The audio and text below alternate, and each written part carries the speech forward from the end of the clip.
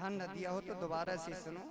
चोरी करना, शराब पीना, गुरु स्त्री का गमन करना, स्त्री ब्राह्मण की हत्या करना, जितने जितने भी पाप हैं, अगर कितना भी पापी हो, अगर एक बार भगवान का कृष्ण नाम लेता है वो सभी पापों से मुक्त हो जाता है। भागवत जी का श्लोक, ये भागवत जी का श्लोक,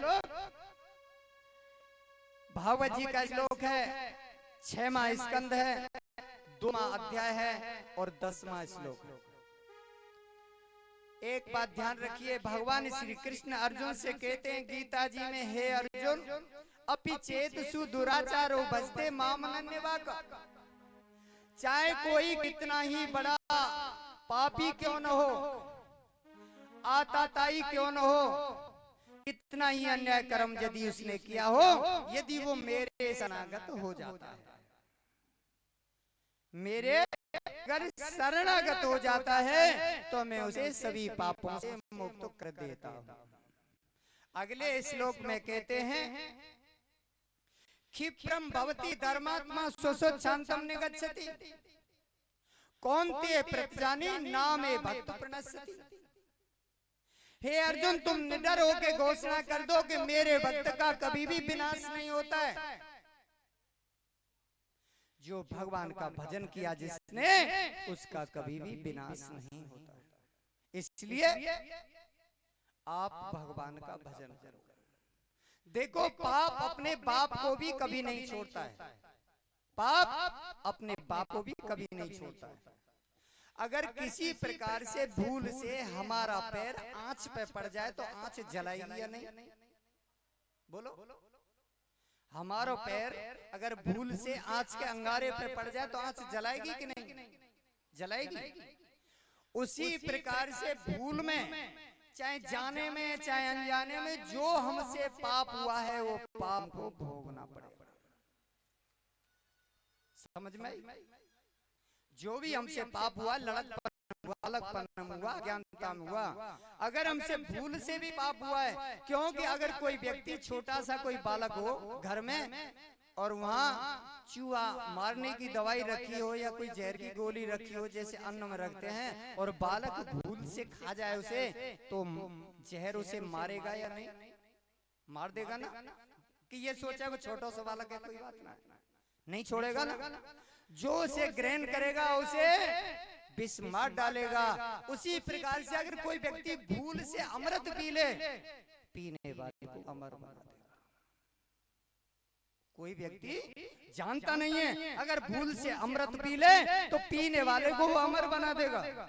उसी प्रकार से तुम लोग अगर भगवान का भजन करते हो, जाने में अनजाने में कृष्ण कृष्ण रटते हो, रास्ते में जा रहे हो, ऐसी अचानक में तुम्हें ध्वनि आ गई हरे कृष्ण बोलने लगे, तो उसी अमृत का काम करेगा, तुम्हारे सभी पापों को खत्म कर देगा। इसलिए भगवान का भजन, भगवान का भजन करो तो सभी पापों से मुक्त हो जाओगे। हो सकता है हम जितने भी यहाँ पर सब लोग बैठे हैं, जगत में जो जीव हैं, सभी हम लोग बद्ध जीव हैं।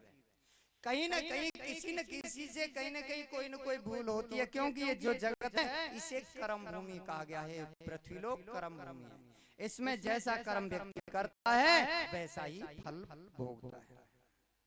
ये कर्म भूमि है। यहाँ पर कर्म करने के हम लोग आए हैं। अपना कर्म आदमी अपने हाथ से लिखता है। यूं कहना, भाग्य में जैसा लिखो होगो, भाग्य हम लोग बनाते हैं।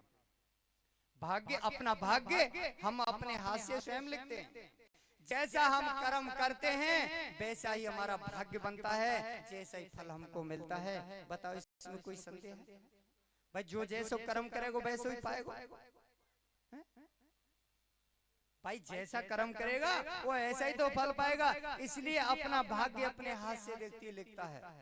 इसलिए अच्छे कर्म करिए, भगवान का भजन करिए, भगवान की कथा सुनिए। घर में गीता जी, रामायण, भागवत कुछ ला के रख लीजिए। एक पन्ना, आधा पन्ना, 2 पन्ना पढ़िए बस। और जितना हो सके सुबह स्नान करो, स्नान करके एक घर में तुलसी का पौधा लगा लेना, तुलसी में जल देना नित्य प्रति।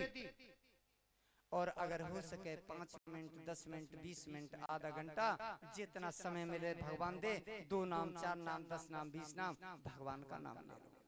बस हम ज्यादा तो कर नहीं पाएंगे, घर गृहस्थी है मान लो उदाहरण के लिए, भाई हमारी बेटी है, बेटा है, घर है, परिवार है, खेती है, बाड़ी है, तो जितना हो जाए उतना ऐसे ही करो तो सही।